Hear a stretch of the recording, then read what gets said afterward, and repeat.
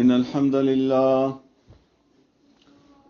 نحمده ونستعينه ونستغفره ونؤمن به ونتوكل عليه ونعوذ بالله من شرور أنفسنا ومن سيئات أعمالنا من يهده الله فلا مضل له ومن يضلله فلا هادي له وأشهد أن لا إله إلا الله وحده لا شريك له وأشهد أن محمدا عبده ورسوله أما بعد فأعوذ بالله من الشيطان الرجيم بسم الله الرحمن الرحيم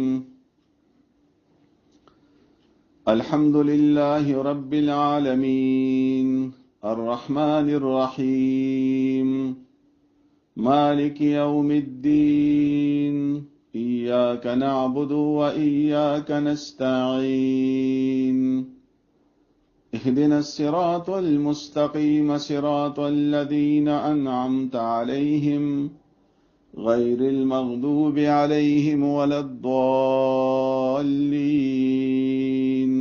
آمين. د ماډر عزتمندو اوریدونکو دی الله پاک په فضل و کرم سره د الله پاک په توفیق سره یو ځل بیا مونږه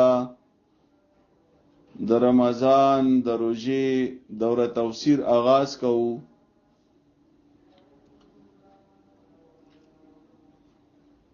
په دې سبق کې او په دې درس کې او په دې ترجمه کې سوا د دینه چې دا د الله په فضل سره کیږي، سوا د دینه چې دا د الله په توفیق سره کیږي، د مونږه او د بل چا هیڅ کمال پکې نشته ده. دا صرف د الله فضل و کرم ده. او چې کله هم قرآن شروع کیږي، قرآن پاک درس کیږي، په دې کې ټول نه لوی رکاوټ چې دغه شیطان جوړوي، مختلفو طریقو سره شیطان رکاوټ جوړوي.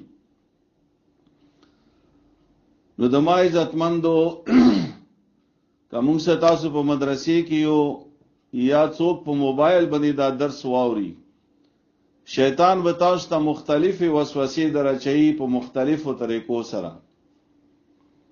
خو تاسو به د شیطان خبره نه واورئ، تاسو به د الله خبره واورئ او د الله کتاب ته به تاسو متوجه وو. د الله تعالی د عظیم کتاب، د لوی کتاب چې دا د هدایت کتاب دا دې ته به تاسو متوجه وو. دې ځل به مونږه درس په داسې طریقې باندې کیږي ان شاء الله، چونکه دا درس مونږه بار بار کړی دا او روزانه یو آیت و آیت ترجمه او تفسیر هم کوو. نو زیات تشریح پکې نه وي، ځکه چې ډیرو ملګرو مونږ ته دا خبره وکړله چې درس زیات شي بیا مونږ اوریدلې نشو. او چونکه مونږ سره په دې درس کې په دې مدرسې کې هم او په دې واتس اپ ګروپونو کې هم اکثر عام خلک دي، عام خلک دي. نو څوک دکانداران دي، څوک ډیراوران دي، څوک په دفتر کې وي، څوک په یو ځای کې وي، نو هغه ډیر ټایم نشي وبستله. نو دا غوی لحاظ مونږه ستلې دا درس به ان شاء الله مونږه کوشش کوو چې روزانه په باندې ایوا غنټه دغه درس کوو. نو چې په باندې ایوا غنټه سبق وایو نو مونږ سره ټوله 40 یا 45 دن دي، 40 یا 45 خورجی دي. نو مونږه به زیات تور باندې لفظي ترجمه کوو، کوم ځای کې ډیر ضرورت ته نو هغه ځکه و تشریح کوو. بیا ان شاء الله رمضان نه بعد به بیا روزانه یو آیت و آیت یو هغه کې به باقاعده تشریح کیږي. ځکه چې په رمضان کې د دې درس او د دې دوره تفسیر د مونږه غرض دا ده چې مونږه قرآن نه خبر شو چې په دې کې الله پاک مونږ ته څه فرمایلی دي، او بیا مونږه پورا د اول لسمیاشتې د قرآن سره مونږه مربوط او ربط وی بیا دا بیا مونږه وایو، دا به زده کولو کوشش کوو. نو دې د وجه نه تاسو ټولو ته د ماده درخواست ده چې په دې 24 غنټو کې دا کوشش وکړي چې روزانه یو غنټه په باندې غنټه یا زیات نه زیات 2 غنټې دا قران پاک ته ووسی. د قران پاک بقاعده شروع کېدو نه مخکې ټول ناول د قران پاک فضیلت بیان کو او بار بار دا فضیلت بیانیږي خو ټول نه لوی فضیلت د دې قران دا چې دا د الله کتاب ده. الله لوی دا نو دغه کتاب هم لوی دا. الله تعالی عزت ولدا دغه کتاب هم عزت ولدا. الله تعالی غالب دا دغه کتاب هم پکار دی چې غالب وي. دغه نظام هم پکار دی چې غالب وي. او قرآن کې الله رب العزت فرمایي قل بفضل الله وبرحمته فبذلك فليفرحوا هو خير مما يجمعون. د الله رحمت او فضل د وجنا پکاره چې تاسو خوشحالي مناو کوي. د الله رحمت او فضل څه شدید قرآن دا دې د پاره تاسو خوشاله شئ. مونږه دنیا د پاره خوشحاليږو خو قرآن د پاره مونږه نه خوشحاليو، قرآن نه مونږه تختو. او بیا الله فرمایي چې دا قرآن پاک هغه ټول شیونو نه غوره ده او ډیر بهتر ده چې کوم د خلق جمع کوي، کاغه سونا ده، کاغه چاندی ده، او کاغه کپڑی دي، او کاغه بل شی د دنیا هر شي نه د قرآن پاک دا غوره ده او دا بهتر ده. او بیا د ما عزتمندو دې باره کې فرمایي چې فضل کلام الله علی کلام خلقه کفضل الله علی خلقه. د الله تعالی د دې کلام غورواله او چتواله دا دومره او چت لکه څرنګي الله تعالی او چت په خپل مخلوق باندې. او بیا د ما عزتمندو دا قرآن پاک چې دا دې باره کې عبد الله ابن مسعود رضی الله عنه نه روایت ته چې نبی علی السلام فرمایي القرآن شافع مشفع من جعله امامه قاده الى الجنه. دا قرآن پاک دا به قیامت پورې شفاعت کوي چا چې دا قرآن ویل دا ازدای کړي دا دی باندې عمل کولو کوشش کړي دا او دا قرآن پاک دا جنت ته بتلل کوي، دا جنت طرف ته یو لار ده. ومن جعله خلفه ساقه الى النار. او چا چې قرآن پاک شاته کړلو، قرآن پاکی قدر یې ونه کړو، قرآن پاکی بیزتی وکړله، قرآن پاکی ونه یلو، نو الله نبی علیہ السلام فرمایي ساقه الى النار، دغه سړی به جهنم طرف ته دا قرآن بوزي. نو د ما عزتمندو دا قرآن پاک دا ډیر لوی فضیلت والا کتاب دا او مونږ باندې الله فضل کړی دا چې الله تعالی مونږ ته بیا وځلې دغه مقارکه چې مونږ د قرآن پاک په خې طریقې باندې واورو. د ما عزتمندو ټولو ناول په قرآن پاک کې چې کومه شروع شوې ده هغه د سوره فاتحه نه شروع شوې ده. سوره فاتحه ته سوره فاتحه ځکه ویل شي چې د قرآن سره د قرآن افتتاح کیږي، د سورت سره د قرآن پاک افتتاح کیږي، شروع کیږي. د ته فاتحه الکتاب هم ویل شي. او همدارنګه د دې نمونه نورم ډیر دي په تفسیرونو کې ډیر نوم دا د دم ولا سورت هم ده او دا د جرګې ولا سورت هم ده چې په دې باندې الله سره مونږه جرګا کوو، سوال کوو، زاری کوو، منت کوو، الله ته په مونږ کې ودارېږو. دا اساس القرآن هم ده، یعنی دا د قرآن بنیاد ده. دا سورۃ الحمد هم ده چې په دې کې د الله تعریف شوی ده. د دې نوم سورې صلات هم ده چې په دې کې دعاګانې دي او دا په مونږ کې خامخا ویل شي. په هر رکعت کې به دا سورۃ وایي کني بیا مونږ نه کیږي.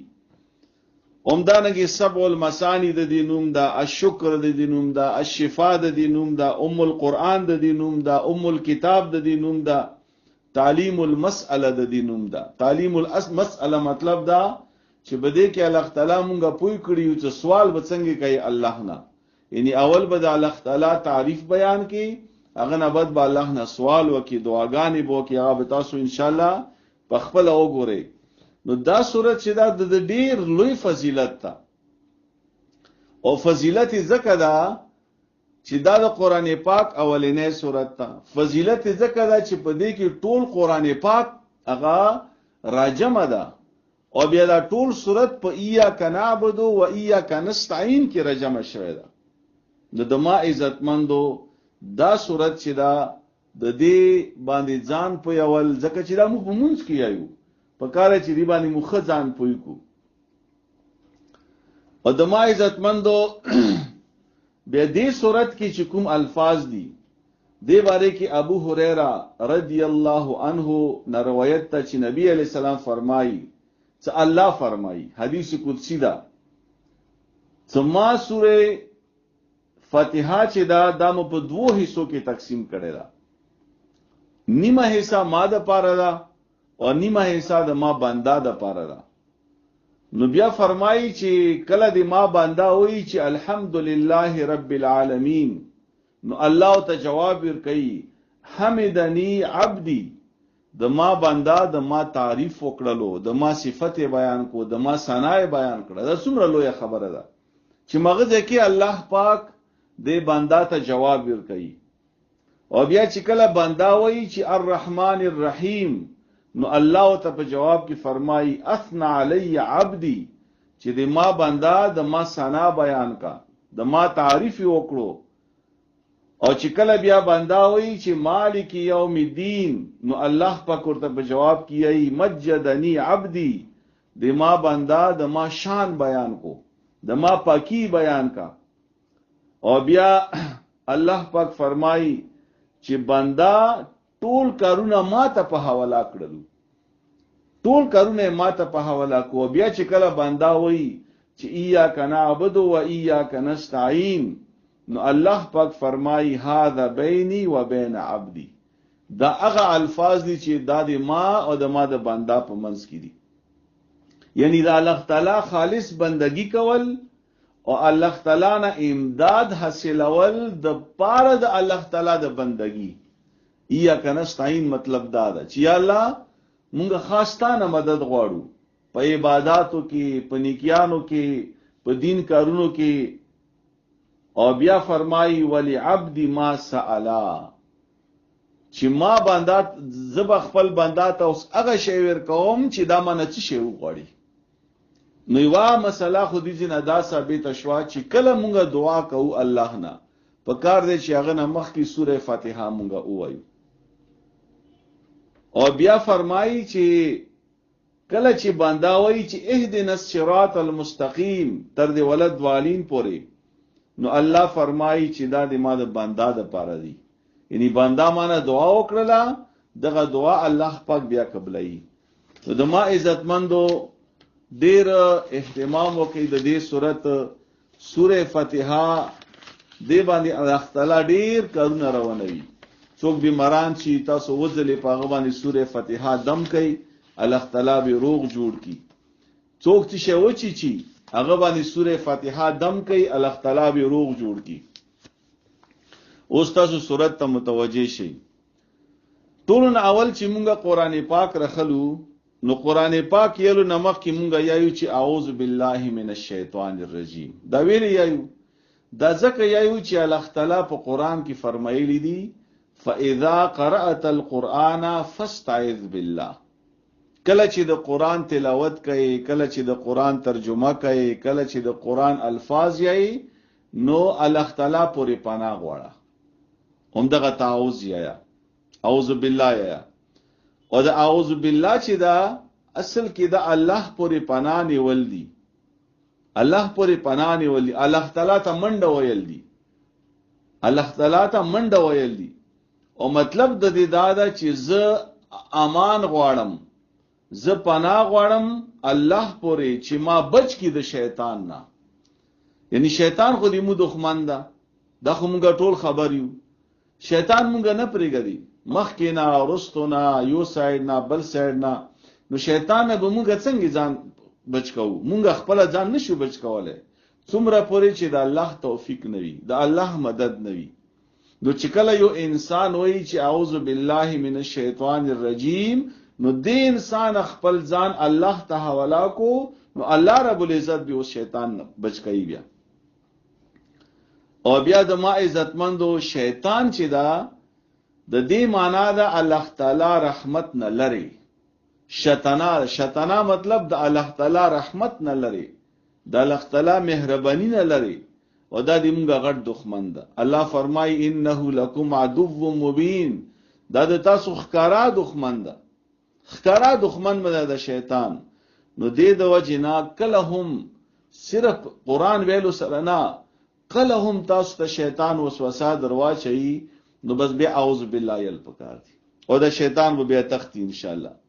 نو اعوذ زپنا غوړما بالله الله پوری من الشیطان الرجیم د شیطان رټل شوینا. بسم الله ز شروع کوم پنوم دی الله یا په امداد د الله الرحمن چې ډیر مهربان ده الرحیم او رحم ولدا. بسم الله بسم الله د هغه کلمات چې په حدیث کې راځي چې هر یو کار بسم الله نه بغیر چې شروع شي نو هغه نیمګړی وي، بیا هغه نیمګړی وي، الانډې بوڅي وي، بیا هغه کې برکت نه رسی. بیا دې د وجنا مونږ ته دا پکار دي چې هر یو کار مونږه کوو پکار چې مونږه بسم الله سره شروع کوو. کومه قرآن یایو، کومه کور ته نه وضو بسم الله، کا کور نه بهر وضو بسم الله، کشپیو د کیګو بسم الله، کا سحر را پاتو بسم الله، کا گاډي کې کینونو بسم الله. یعنی هر یو کار هم د سیوا زنانا ده چې د کچن کار کوي، د کور کار کوي، بل کار کوي، پکار دی چې بسم الله سره شروع کی. بسم الله سره شروع شي نو د الله تعالی مدد هغه سره حاصل شي.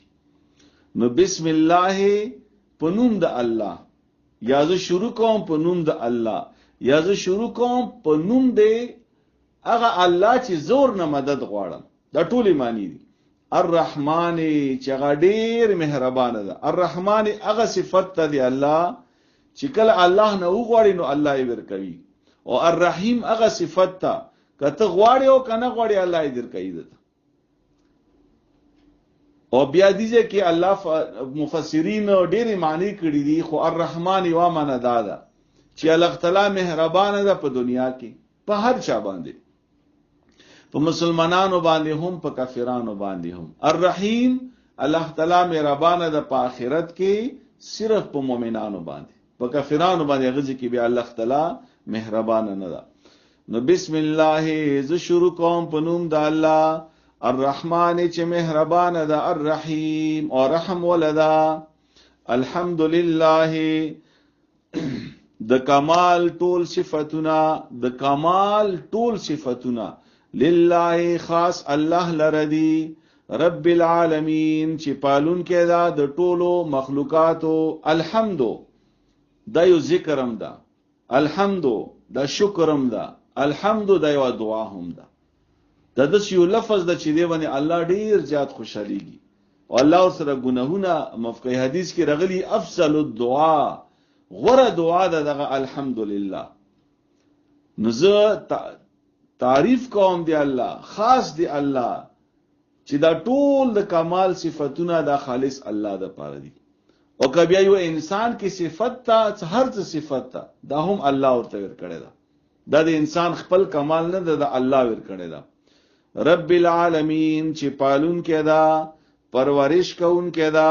رب العالمین پالون کې دا، پرورش کون کې دا، تربیت کون کې دا، د زندگی طریقې د تیرولو طریقې خیون کې دا. دا څوک ده؟ د الله ده. العالمین د ټول عالم، د ټولو کائناتو، یعنی څومره چې مخلوقات دي، څومره چې مخلوقات دي، کغه انسانان دي، کغه جناور دي، کغه ملائک دي، کغه نور مخلوقات دي، غرونه دي، دریابونه دي، ونی دي، د دې ټولو رب چې د الله ده. او رب مطلب څه ده؟ رب مطلب دا ده چې پیدا کړی هم الله دی، بادشاہ هم الله ده، او رزق هم الله ورکوي، ستلی هم الله دی. الرحمن چې ډیر مهربان ده، الرحیم او رحم ولدا. مالک بادشاہ دا، اختیارمند دا. څوک؟ الله. یوم الدین د قیامت د ورځې. الدین یو معنا کوي هغه ورځ چې هغه د قیامت ورځ ده، هغه ورځ چې هغه د سزا او د جزا ورځ ده. نو د آخرت د ورځې، د حساب د ورځې بادشاہ دا صرف الله ده. الله به اعلان وکړي قیامت پورې لمن الملک اليوم چې نن ورځې بادشاہ څوک ده، نن ورځې بادشاہي د چا ده؟ نو بیا به اعلان وشي لله الواحد القهار، د هغه الله ده چې هغه یو ده او قهار ده. قیامت پورې فرمایي چې الله تعالی ډېر په غصه کې هم وي د کافرانو ته، د مشرکینو ته، د منافقینو ته. نو مالک بادشاہ دا یوم الدین د ورځې د قیامت ایاک نعبدو خاص تا مونږه عبادت کوو خاص تا مونږه عبادت کوو یعنی یو خدا دې چې مونږه عبادت کوو دی الله نه خاص تا عبادت کوو دا سی خلقم شتا کنه چې الله عبادتم کوي ور سره قبر تم سجدا لګي ونی تم سجدا لګي زیارت تم سجدا لګي بوټي تم سجدا لګي نه خاص تا عبادت کوو الله بل هیڅ چاته به عبادت نه کوو هیڅ چاته به سر نه ټیټو هیڅ چاته به سجدا نه لګو هیڅ چا نه به دعا نه غواړو هیڅ چا په نامه به توکل او باور نه کوو هیڅ چا په نامه به نظر نه منو ایاک نعبدو خاص تا مونږه عبادت کوو دا معنا ده دا مطلب ده و ایاک نستعين او خاص تا نه مدد غواړو بل چا نه به مدد نه غواړو مدد و الله نه غواړو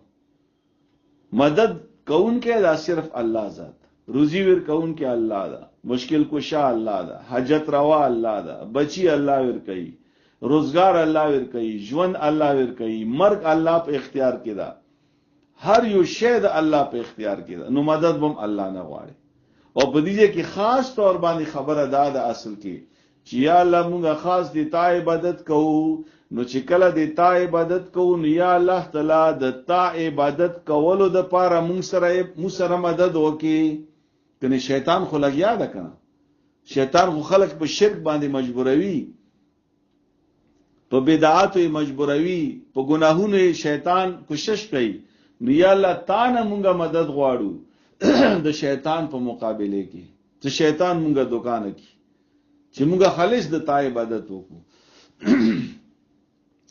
اهدنا الصراط المستقيم او خیمنتا اغلارا المستقيم چې هغه سیده لار ده نو سیده لار د اسلام د قران ده او د سنت ته اغلار توخیا یعنی اطیع الله و اطیع الرسول چې مونږه د الله او د الله د پیغمبر د اطاعت وکړو نو مونږ توخه سیده لار دا د هدایت دعا ده چونکه دا قران پاک دا د هدایت کتاب ده دا صرف تلاوت د پاره نه ده دا صرف تلاوت د پاره نه ده دا صرف برکت د پاره نه ده دا صرف قسم استعمالولو د پاره نه ده بلکې دا اصل کې د هدایت کتاب ده نو ځکه دې کې د هدایت دعا غوښتل شوې ده صراط الذین لارد اغا کسانو انعمت علیہم چتا انعام کړه دا پاغوی باندې چتا غوی باندې فضل کړه دا نو دا څوک دي دا خلق دا پیغمبران دي دا صدیقین دي دا شهدا دي و دا نیکان خلق دي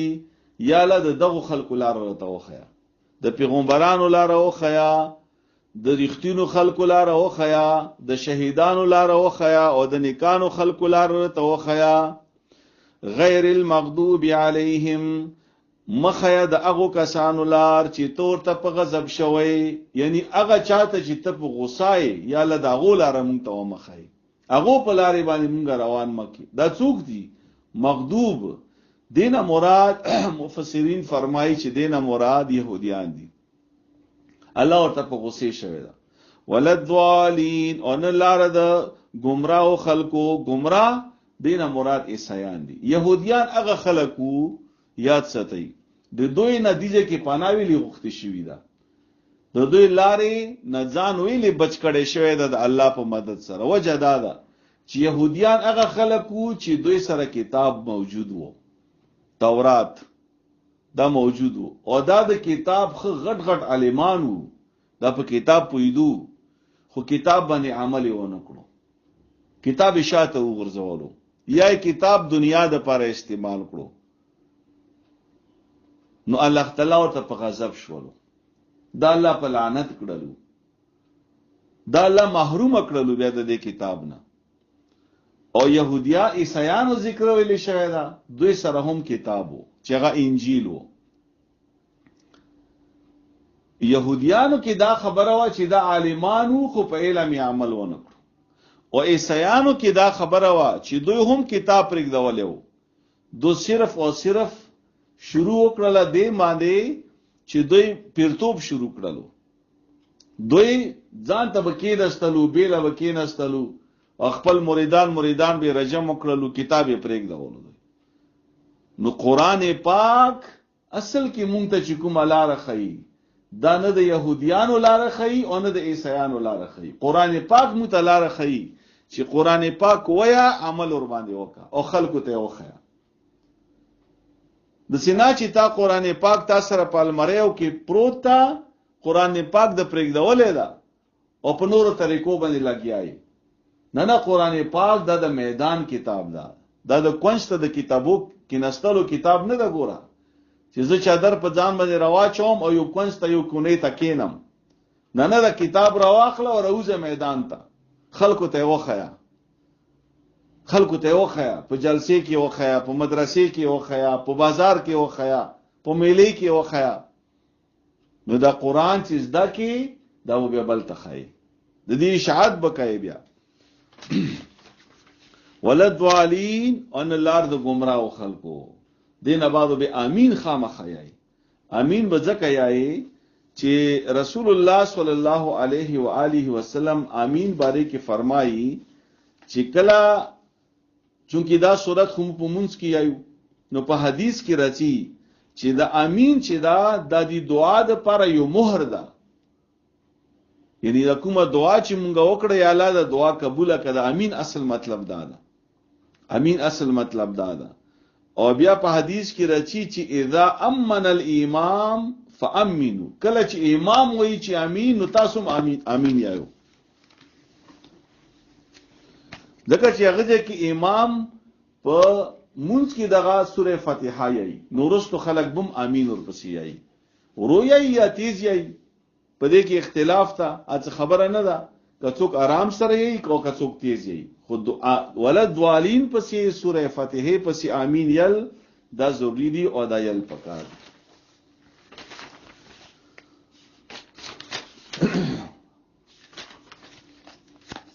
سورة البقرة بسم الله الرحمن الرحيم الف لام میم ذلك الكتاب لا ريب فيه هدى للمتقين.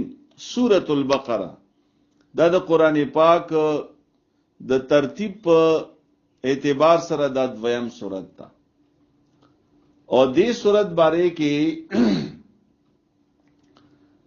په حدیث کې راځي چې دا هغه سورت ته چې په دې کې یو لوی آیت پروت ده چې هغه ته آیت الکرسی ویل شي.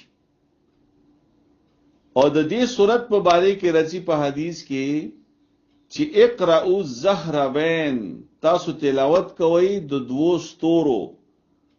هغه دوه ستوري کوم دي؟ یو سورۃ البقره یو سورہ آل عمران. دا ستوري دي چمکته ستاري دي دا نو دا تلاوت کوئ. او د دې سورۃ سورہ بقره ډیر برکتونه دي. خو یو برکت تاسو ته زو خیم چې په حدیث کې راځي مونږه دا یایو کنه چې مونږه پریشان یو. مونږ باندې د چا نظیر لګیدلې دا، مونږ باندې چا جادو کړی دا، مونږ سره څوک حسد کوي، مونږه څوک پرګدینا، مونږه څوک خوشحال نه کسي. دا عام خبرې چې دا مونږه کوو. نو رسول الله صلی الله علیه و آله وسلم فرمایي چې تاسو د سوره بقره تلاوت کوئ په کور کې نو تاسو کور نه به د جادو اثر ختم شي. کبد نظر وي دغه اثر بم ختم شي. د حسیدینو حسد به ختم شي. د شر کوونکو شرارت به ختم شي. نو دا اهتمام کول پکار دي چې کم از کم په هفته کې یو ځلې په کور کې سورۃ البقره ویل دا ضروری دي. کاغه تخپل تلاوت کوي او کاغه ته په لوډ سپیکر باندې لګایي خو چې کور کې لګیدلې. شیطانان تختی دې سره، شیطانان دې سره تختی، شیطانان نه پتی کیږي. او په دې صورت کې د سوره بقره چې کوم اخیری دوا آیتونه دي دا هم ډیر مبارک آیتونه دي. دا و فضیلت به هم مخکې راشي بیا.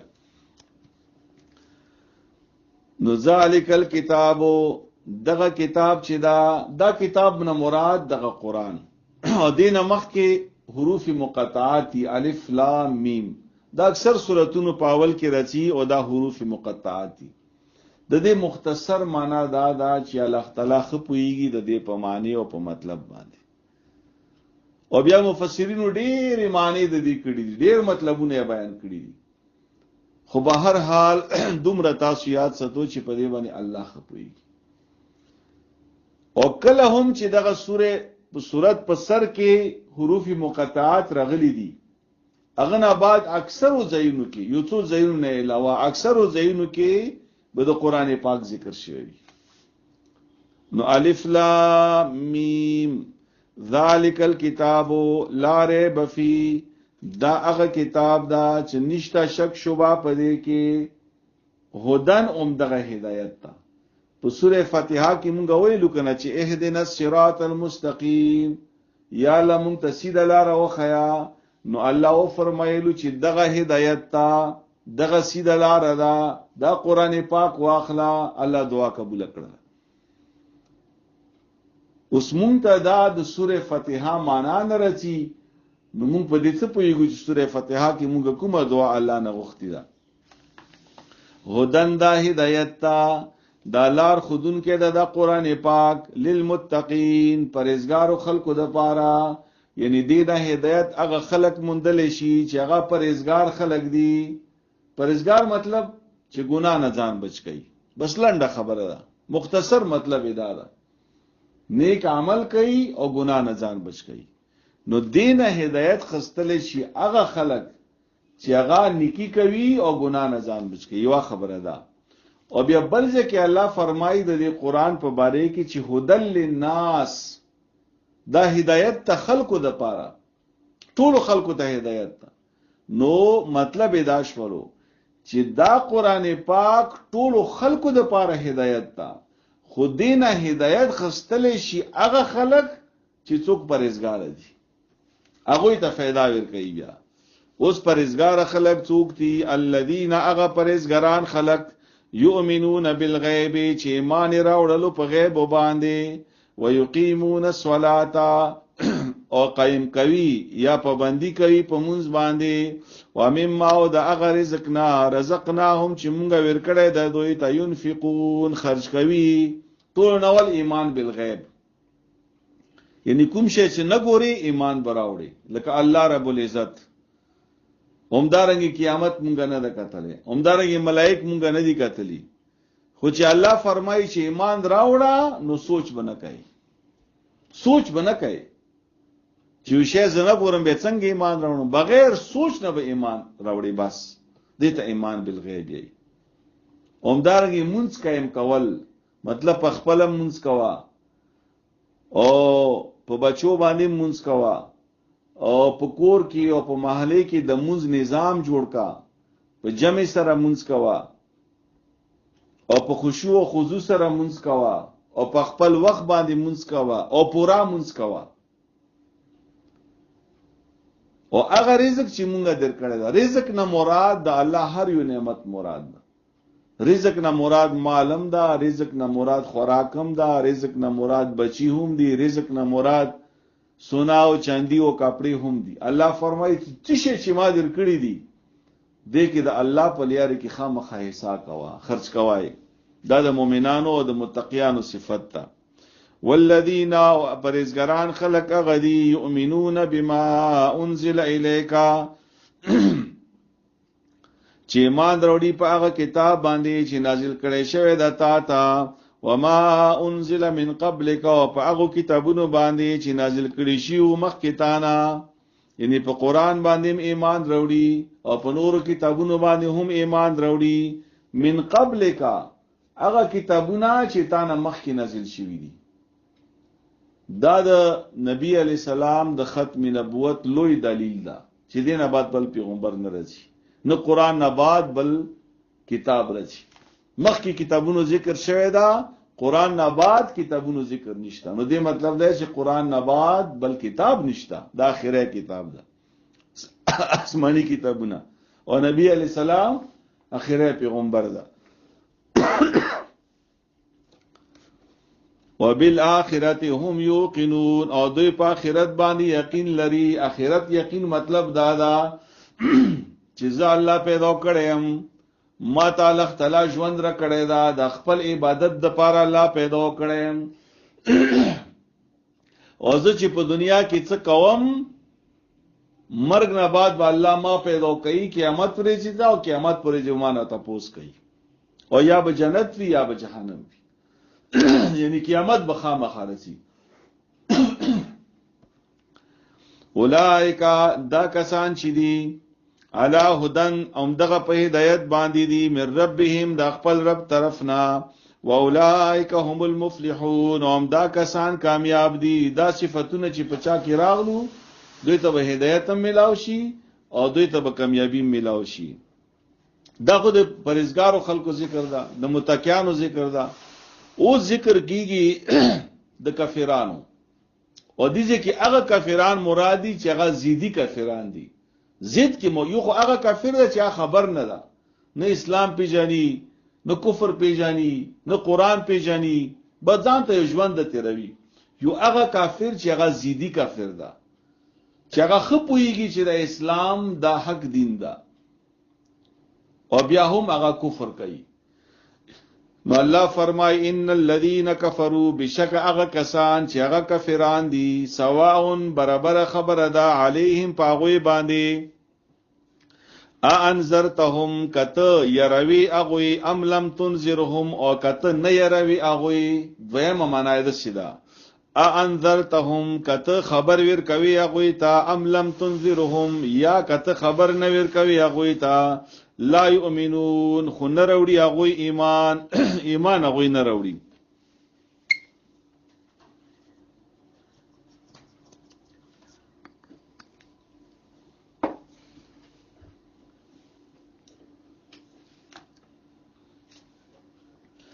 ختم الله الاختلا مهر لګولې دا د دې زیدی کافرانو په زړونو باندې، علا قلوبهم د دوی په زړونو باندې، وعلا سمعهم او د دوی په غوږونو باندې،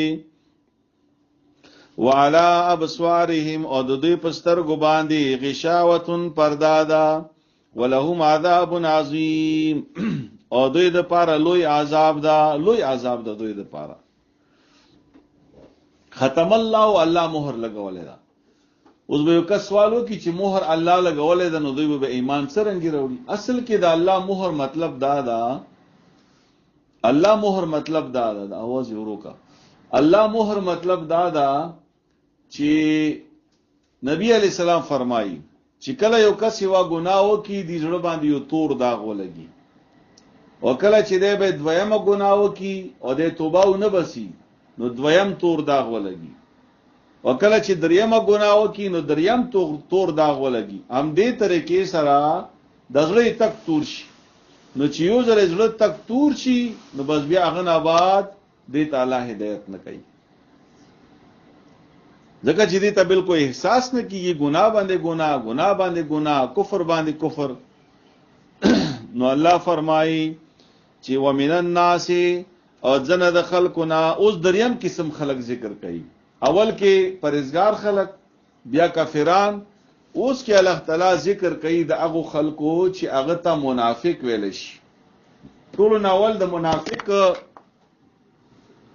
په مطلب باندې تاسو ځان پوي کې چې منافق چاته ویل شي او منافق څوک تا. منافق باره کې فرمایي چې اظهار الخير و اسرار الشر، چې منافق خیر تا ته ظاهروي خو چې کوم هغه زړه کې شر پروت تک نه غا تا نه خي، د زړه شر تا ته نه خي او خیر د ته خي. یعنی تا ته زه تا ملګری يم، زه تا د خیر خوایم، خاندي را خاندي، او په زړه کې تا د پاره یو بغض وي، په زړه کې تا د پاره حسد وي، په زړه کې تا د پاره دشمنی وي. اومدارنګه امام قتاده رحمه الله فرمایي چې منافق سره چې دا د دې یو عجيبه صورتحال ده، چې دا سحر ټیم یو شان دی او ماخام بل شان دی،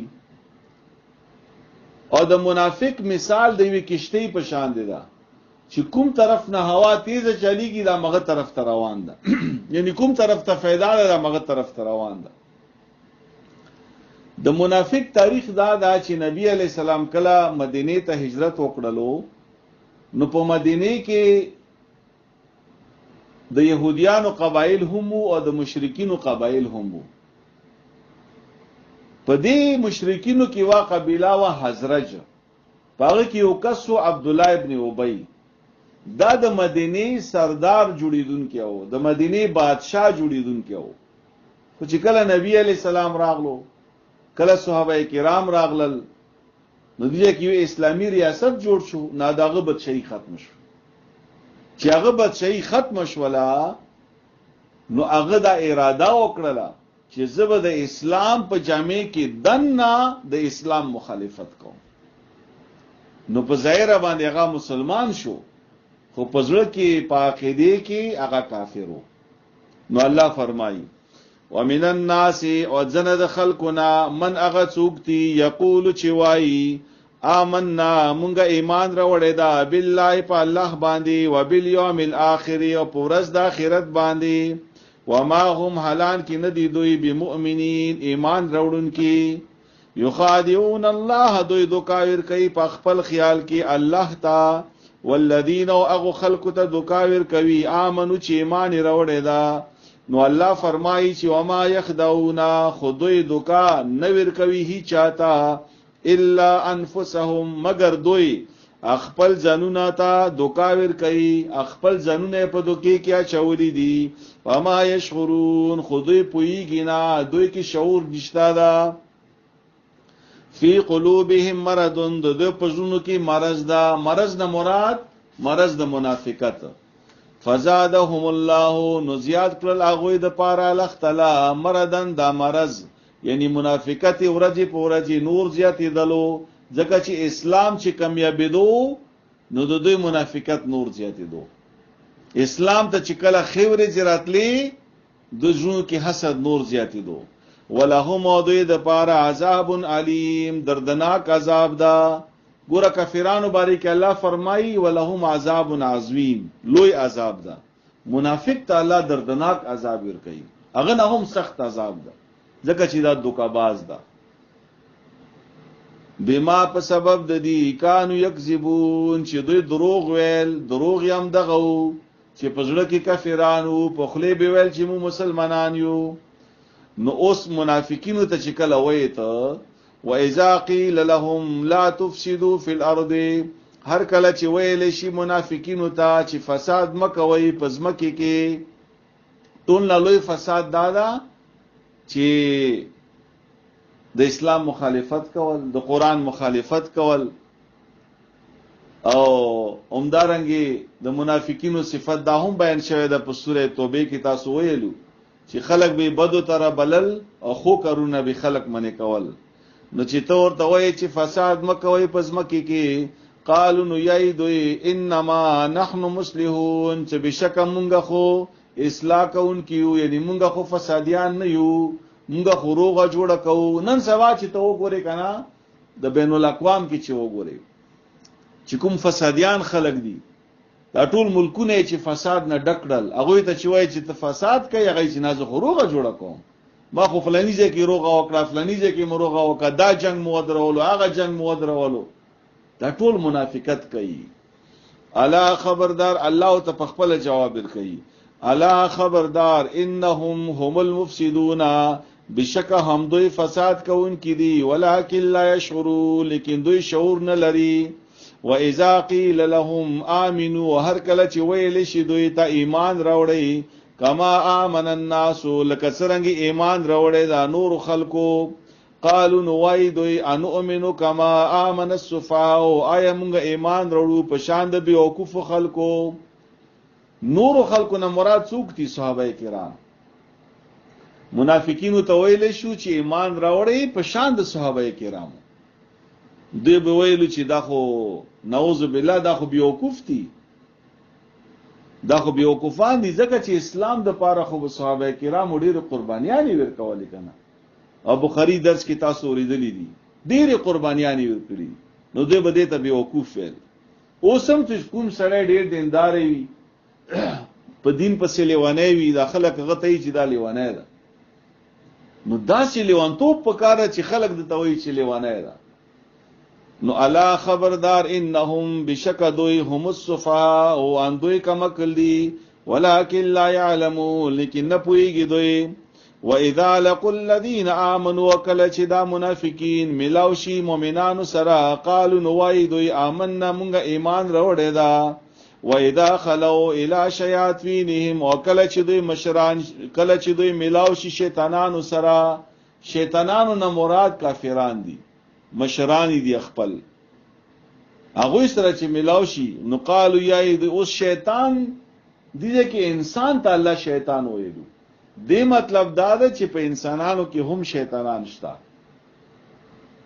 په سورہ الناس کې الله فرمایي کنه من الجنه والناس، هغه شیطان هغه خناس چې هغه په پیرانو کې دا او په انسانانو کې دا. نو د کفر چې څومره مشران دي د اسلام مخالفین، د الله تعالی په دې کې خطاب ورکړی دا غوي ته چې دا ټول شیطانان دي.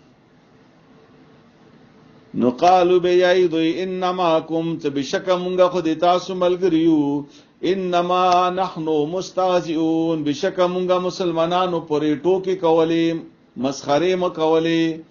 الله یستهزئ بهم، الله تعالی ټوکی کوي دوی سره یا دوی پرې. دا الله ټوکی څنګه دي؟ یعنی الله به دوی ته د ټوکو بدل ورکړي. قیامت پورې چې به الله نبی علی السلام فرمایي قیامت پورې چې مسلمانان چې کله په پل صراط باندې ورځي نو منافقین به مرسرای، نو دوی ته الله نور ورکی، رڼا به ورکی، په دې رڼا باندې به مسلمانان پوری شي او منافقین بال تپات شي. نو دا د ټوکو هغه بدل دیږي چې الله ونه واخلي دی، او دوی به چې وایي کنه چې موږ د مسلمانانو ملګری یو. نو الله فرمایي چې الله یستهزئ بهم ويمدهم، او مهلت ورکوي دوی ته فی طغیانهم، د دوی په سرکشی کې یعمهون سرګردانه. اولئک الذین، دا منافقین هغه کسان دي اشتروا الضلالة بالهدى چې اخستی د دوی گمراهی د هدایت په مقابله کې. فما ربحت تجارتهم، خوی نکړه لګټه تجارت د دوی. وما كانوا مهتدين، او ندی دوی هدایت مندون کی.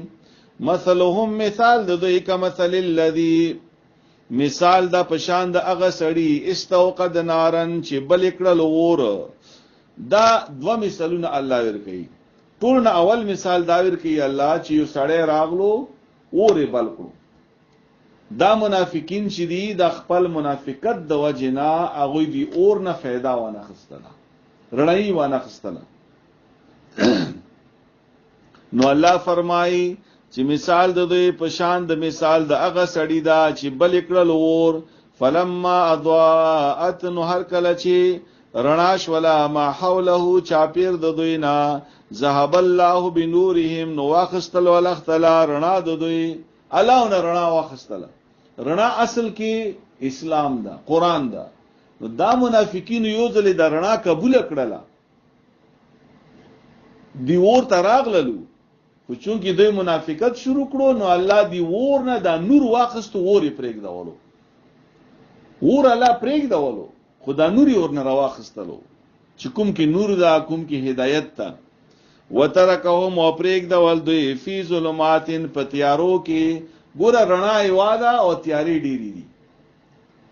نو سملار د ایواده چې هغه د دین لار ده، د قران لار ده، او غلطی لارې هغه ډیری دي، يهودیت تا، عیسایت تا، منافقت تا، بلدا گمراهی لارې ډیری دي. نو پرېګ دول دوی په تیارو کې لا یبصرون، چې اوس نظر نه لګيږي، په نظر کې هیڅ نه رچي وتا. سمون کان دي، بوکمون ګونګیان دي، چړاګان دي، او میونډاند دي. یعنی حق چې دا حق د پاره، حق د پاره دوی کانه هم دي، حق د پاره دوی ګونګیان هم دي، حق د پاره دوی ډاند هم دي. فهم لا يرجعون، او دوی نه رچي اسلام ته، واپس کیږي نه اسلام ته. او کصیب من السماء، یا مثال د دوی په شان د باران دا، من السماء د اسمان نه. اوس دا دویم مثال الله تعالی ور کوي چې دوی مثال د سیدا لکه اسمان نه باران وریږي، او سخت باران دا. فيه پدې باران کې ظلمات تیاری دي، ورعد تندرون دي، وبرق و برخنا دا. یعنی د اسلام د اسمان نه الله تعالی نازل کړي دا، قران الله اسمان نه نازل کړي دا. د دوی مثال د باران دا. خو په دې اسلام کې او په دې قران کې چې دی باندې عمل کوي نو سخت به هم رچی، تکلیفونه به هم رچی، جیلونه به هم رچی، مرګونه به هم رچی. خپل وطن پرېږدول به هم رسی، خو منافق دي ته نشي ټینګېدای. نو چې کله په اسلام کې به قرباني وخت راغلو، د جهاد وخت به راغلو، نو یجعلونا نو کې ګدي دوی اصوابهم ګوتې خپلې فی آذانهم په غوږونو خپلو کې من الصواعق کې د وجه د تندر نه حذر الموت او د یری د مرګ نه. نو بیا دوی چې کله د قرباني وخت براتلو په اسلام کې سخت وخت دوی به تختیدل، دوی به بهانه کولې، لکه کله به هم چې د جهاد موکار غلی دا منافق سره چرته جهاد ته نه لاړ. والله ولختلا محیط غیریا شون کدا بالکافرین په کافرانو باندې یکاد البرق یخطف ابصارهم نږدې ده چې دغه برخنا یوسی اغه سترګې د دوی یعنی سترګو نظر د دوی کلما اضاء لهم هر کله چې رڼا شي هغه ته مشو فيه نو دوی ګرځي رګرځي په دې رڼا کې، یعنی کله چې په اسلام کې خوشالیان وي، کله چې په اسلام کې رڼا وي، نو بیا د دوی په دې رڼا کې ګرځي رګرځي، رڼا کې بیا ګرځي رګرځي ځکه ته خوشالي وي کنه.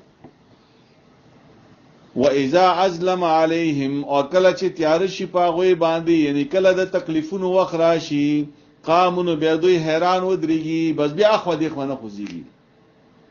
ولو شاء الله کچری غختل الختلا لذهب نخست به بسمهم اغه غیګونو تکددوی و ابصارهم او سترګو تکددوی. ان الله بشکل اختلا على كل شيء قدير په هر شی باندې زور وردا. دغه درې قسم خلق، مؤمنان، پرهیزګار خلق، کافران او منافقین. اوس الله ټول انسانانو ته خطاب کوي، کاغه مسلمان دا او که کافر دا. یا ایها الناس عبدوا ربکم الذی، اے خلقو اے انسانانو بندگی وکي د رب خپل الذی اغرب. بندگی د الله څه شي ته یی عبادت. عبادت مطلب مختصر دا ده چې په هر وخت کې به د الله خبره مانی، شپه دا او کورج دا، بیماری او کا روغي، خزه او کا نری، په کور کې او کا بهر یې، په واده کې او کا په غم کې، غریب او کا مالدار، هر وخت کې به د الله او د پیغمبر تابعداري کوي. دې ته د الله غلامی ای. نو اے انسانانو غلامی وکي د الله، بندگی وکي د الله چې هغه د تاسو رب دا خلقکم تاسو پیدا کړی او والذین هغه خلق یعنی هغه خلق هم پیدا کړی وو من قبلکم چې مخکې تاسو نو لعلکم تتقون دې د پاره چې تاسو بچ شئ د الله د عذاب نه. مخکې د عذابونو ذکر وشو کنه، نو که ځان جهنم نه بچ کول غواړي، د الله د عذاب نه ځان بچ کول غواړي، نو بیا د الله بندگی کوا. او د الله بندگی ما تاسو ته ویلو چې صرف په جمعات او مدرسې کې نه، هر ځای کې به د الله بندگی کوي، هر ځای کې به د الله خبره مانی.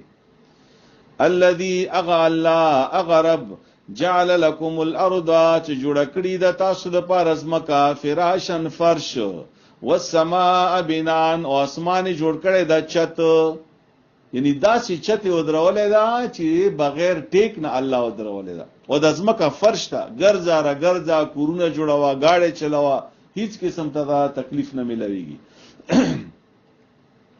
وانزل من السماء ماء او نازل کړي دي اسمان نه او فاخرجنا روباسی په دی او بو سرا به په دی او بو سرا من الثمرات هر قسم میوه هر قسم پیداوار رزق لكم رزق تاسو د پاره فلا تجعلوا لله اندادا بس مجړوي الله سره څوک شریک په مقابله کې وانتم تعلمون حال دا چې تاسو خو پويګو چې الله سره شریک نشتا، نو بیا الله سره شریک مجړوا، بیا قبر ته سجدا ملګوا، زیارت ته ملګوا، انسان ته ملګوا چې ته پويږي چې دا هر څه الله پیدا کړی دي.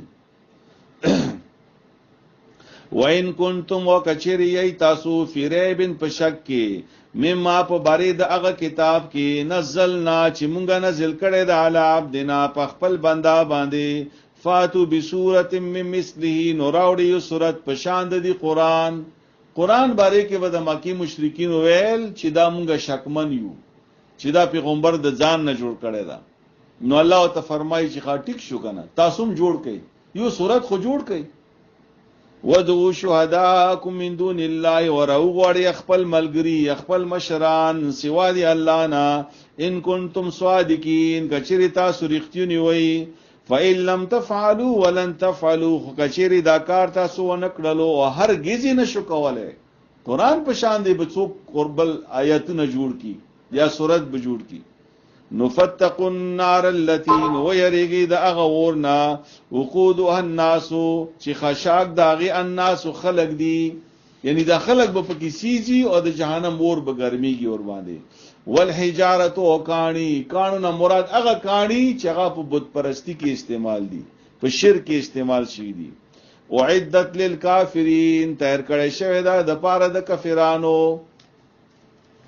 وبشر الذين امنوا وعملوا الصالحات وزير ورکا خلق ته چې ایمان راوړلو او نیک عمل وکړلو اوس ګوره یو کافر دا مشرک دا منافق دا د مقابله کې هغه کس چې هغه ایمانم راوړی دا او سره نیک عملم کوي ان لهم چې بشک دوی د پاره به جناتن جنتون وی تجربهږي به جنت اصل کې عربي کې باغ ته شي نو جنت کې به باغونه وی چې بایږي به من تحتها الانهار لاندې د اغینه نهرونه کلما رزقوا هر کله چې ور کول شي جنتیان وتا من هد دي جنتنا من ثمرتن میوا رزقا د پاره د خوړلو قالوا نو یای به جنتیان هذا الذي داخو اغه میوي دي رزقنا چې مونږ تر کړی شوی من قبل دین مخکې په دنیا کې نو مراد دادا چې د جنت میوي د دنیا په شان دی بوي پرنګ کې خو خوان کې به یو شان دی نوي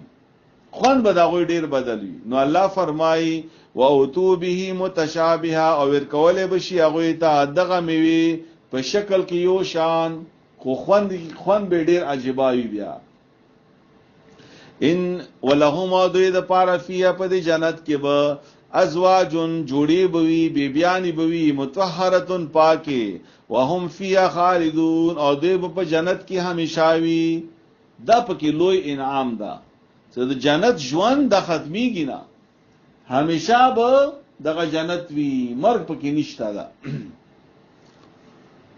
ان الله بشکل اختلا دوی بل اعتراض کولو چې دا څنګه قرآن ده چې په دې کې د معمولی شنو ذکر ده لکه د ماشي ذکر ده د مج ذکر ده وغیرہ نو الله فرمایي چې دا شنو ذکر کوم دې د پاره چې د خلک قرباني پوي کوم او زه په دې خبره شرمېږم نه ان الله بشکل اختلا لا یستحیی حیا نه کوي یا شرم نه کوي ان یضربا چې بیان کی مثلا یو مثال ما بعودتن د یو ماشي فما فوقها یا ماشي نهم کم فاما الذين امنوا اغه کسان چې څوک مؤمنان دي چې ایمان راوړی دا فيعلمون ان غوي پويږي انه الحق من ربهم چې دا مثال دا حق مثال لا او دا رب طرف نه دا واما الذين كفروا اغه کسان چې کفران دي فيقولون نوای اغوي ماذا اراد الله بهذا مثلا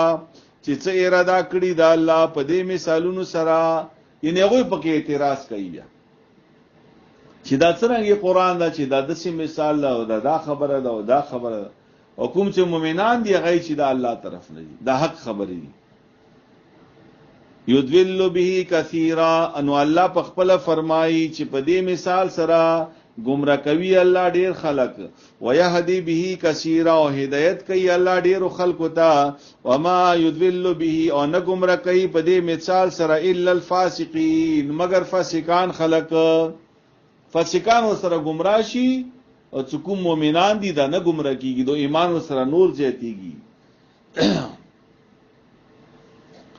الذين فسقان خلق غدي اوس فاسق الله تعالی تخی چې فاسق چاته ویل شي ينقضون عهد الله چې متوي وعده د الله من بعد ميثاقه ورسته د مضبوط والینا الله سره مونږه وعده کړی دا چې دې مونږه ربي خو فاسق چې دا هغه په دې وعده باندې ټینګ نه ده الله سره مونږه وعده کړی دا چې یا کنا عبد و یا کنا استعين فاسق دا وعده نه پوره کوي او عام نوري وعده چې دی هغه به نه پوره کوي ويقطعون ما امر الله وما امر الله او پر کوي حکم چې کوم حکم کړی دا الله به په هغه سره یعنی کوم حکم سره ان یوسلا چې یووالی رچي.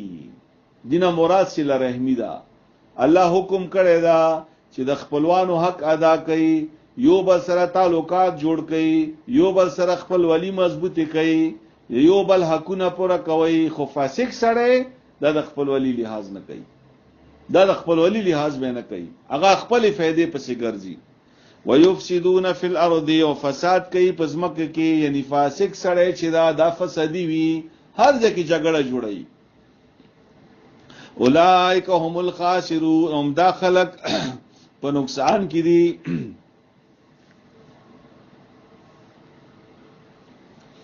کیف تکفرون بالله، څرنګه تاسو کفر کوئ الله سره. وکنتم امواتا، حال دا چې تاسو خمړوي. یعنی الله فرمایي انسان د تاسو نما هم نوا. لکه په سوره دهر کې الله فرمایي لم یکن شیئا مذکورا، د تاسو ذکرم نه کېدو. الله پیدا کی، الله وجود در کړو، الله نوم در کړو، نو ته مړوي. فاحیاکم، نو ژوندۍ کړلو تاسو. ثم یمیتکم، او بیا به تاسو مړ کېږئ. تاسو نو بیا الله روح اخلي. لکه انسان په دنیا کې یو ځل مور نه پیدا شي، بیا د مړ شي.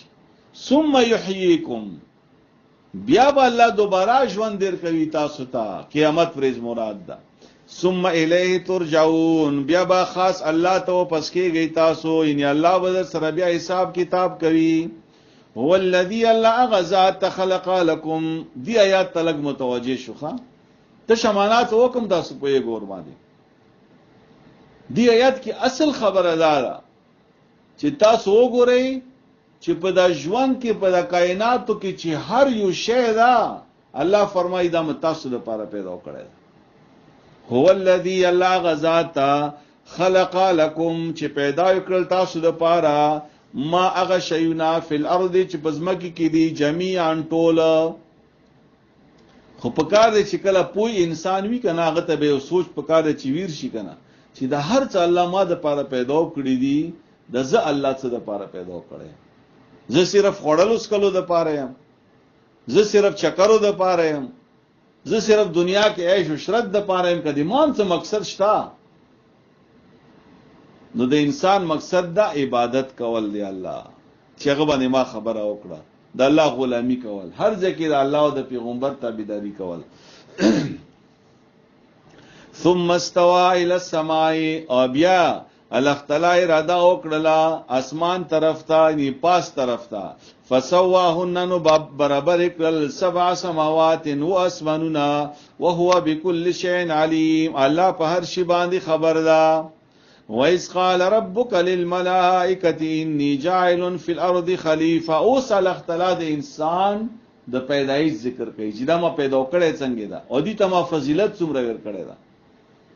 نو یاد کاغه وخت چې ویلیو الله ان رب دتا ملائکه ته چې زه جوړون کيم فی الارض پزمکه کې خلیفتن، یو خلیفہ انسان ته اشاره ده، آدم علی السلام ته اشاره ده. نو قالو ورته ویلیو فرشتو اتجعل فیها، آیت جوړوي پزمکه کې یا ته پیدا کوي پزمکه کې. من اغه څوک یفسد فیها، چې هغه به فساد کوي پزمکه کې. ويسفك الدماء، او تو یوي به ویني د یوبل. ونحن نسبح بحمدک ونقدس لك، او مونږه تسبیح وایو د تا حمد سره، او پکی بیانو د تا.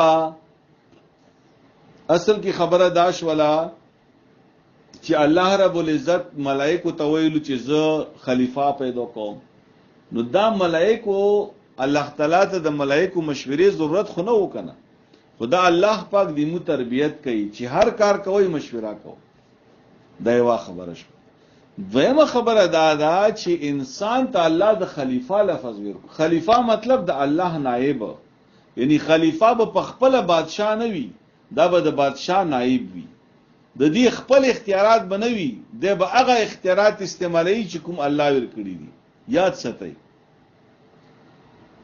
نو که دغه خلیفہ د هر انسان که د الله خلیفہ شي، نو د انسان ته دا اختیار نشته چې د خپل مرضی و چلی په دنیا کې. د به چلیږي د الله په مرضی باندې، د به چلیږي د الله په مرضی باندې.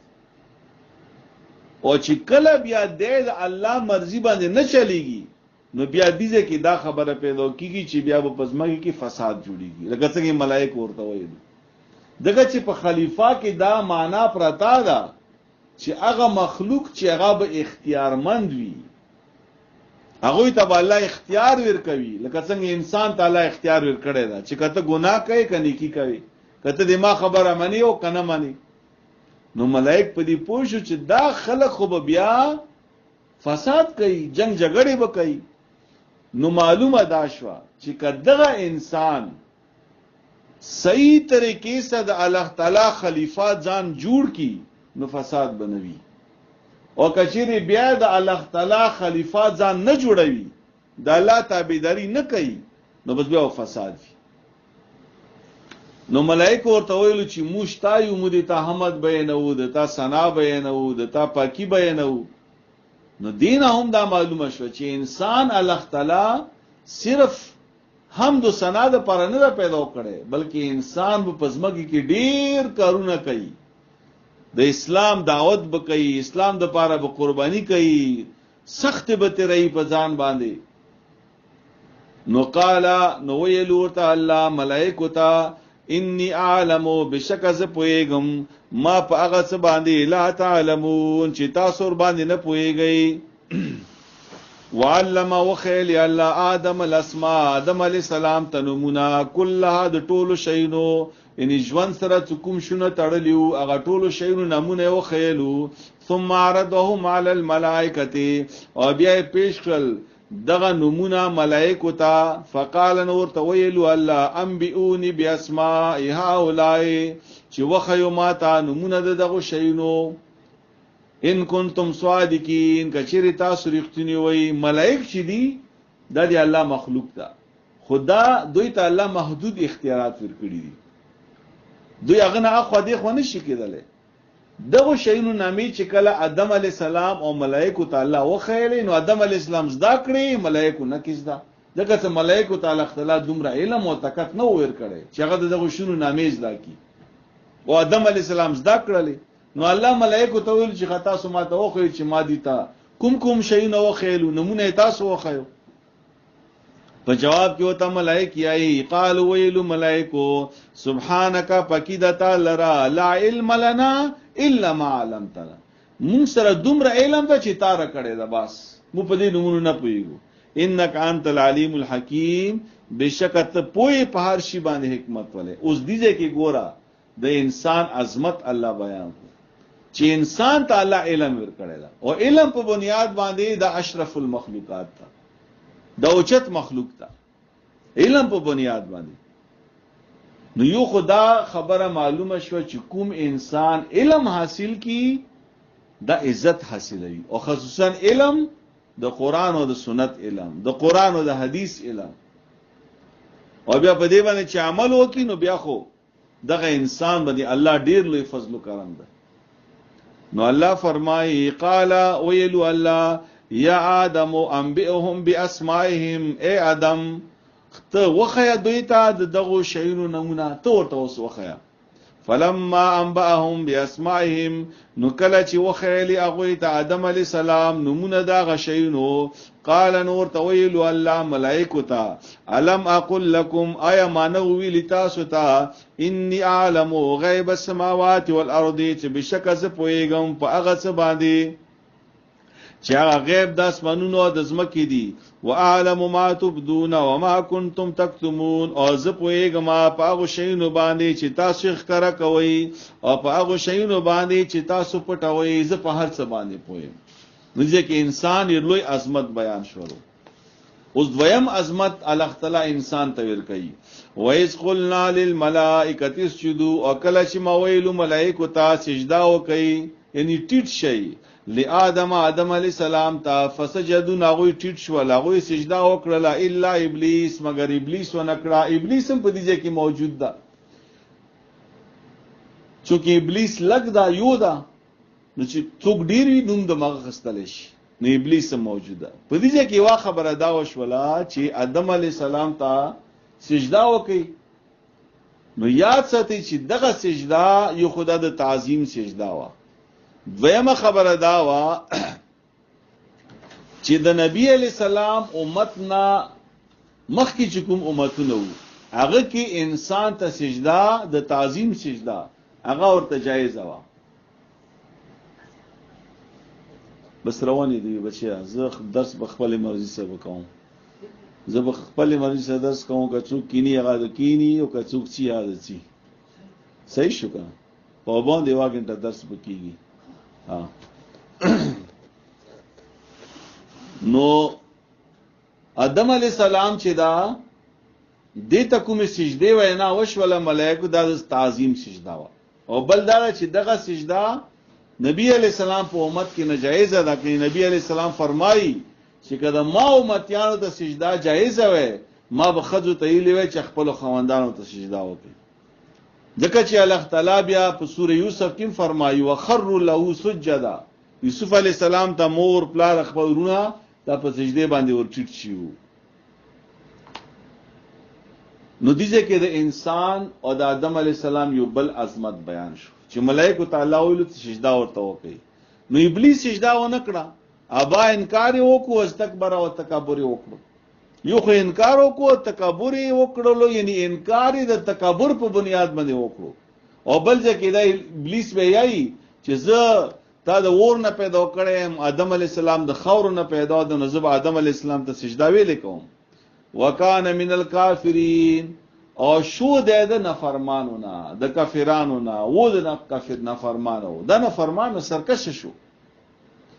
نو چې کله ابلیس انکار وکړو نو وقلنا یا آدم اسکن انت وزوجک الجنه، او ویلو بیا مونږه آدم علی السلام ته چې تو اوسېګا او د تا بیبي د اوسېږي په جنت کې، وکلا او خوري دواړه من حد دی جنت نارغدن په فرخت سره حيث شئتما کوم ځای نه مڅخوخوي، ولا تقربا هذه الشجره، او منځ د کېږي دغه ونی ته فتكونا من الظالمين، کني شی به تاسو دواړه د ظالمانو نه.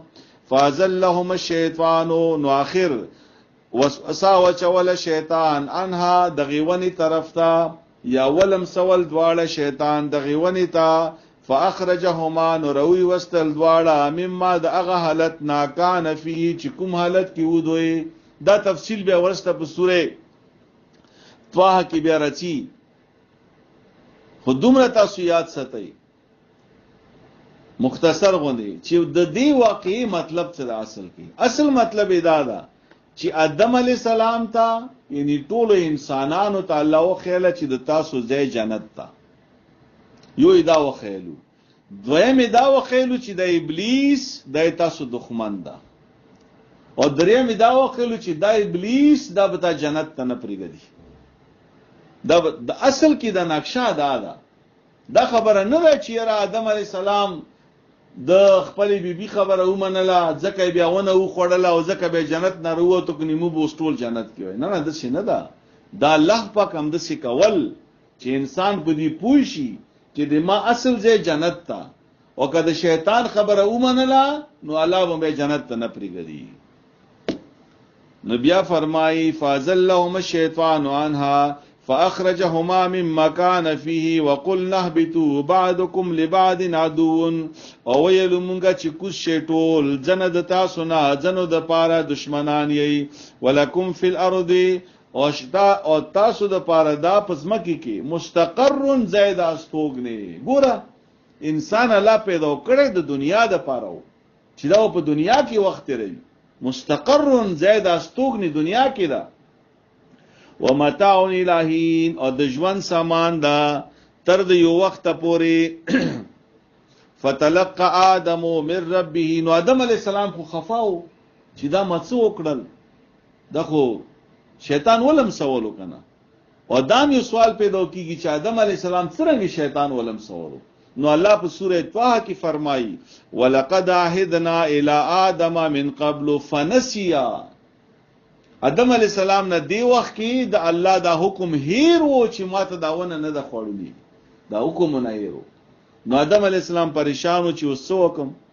نو فتلقى آدم من ربه، نو ذکر علی آدم علیہ السلام خپل ربنا کلمات یوڅو خبرې یوڅو کلمې، فتاب علیه، نو رجوع کړه الله پاغه باندې په خپل رحمت سره، انه هو التواب الرحیم، الله تعالی توبه قبلون کې مهربان ده. قل نهبط منها جميعا، ویل مونږه چې کوز شه دغه ځای نه اټول، فاما یاتینکم مني، هر کله چې راشي تاسو ته ما طرف نه هدن هدایت. اوس الله پاک دا ټول را کوز کړل، آدم علی السلام دغه بیبي او شیطان ابلیس وغیرہ، چې تاسو بس دنیا ته ځئ، کلم چې تاسو ته ما طرف نه هدایت ملو شي، نو فمن تبع هدایا فلا خوف علیهم ولا هم يحزنون.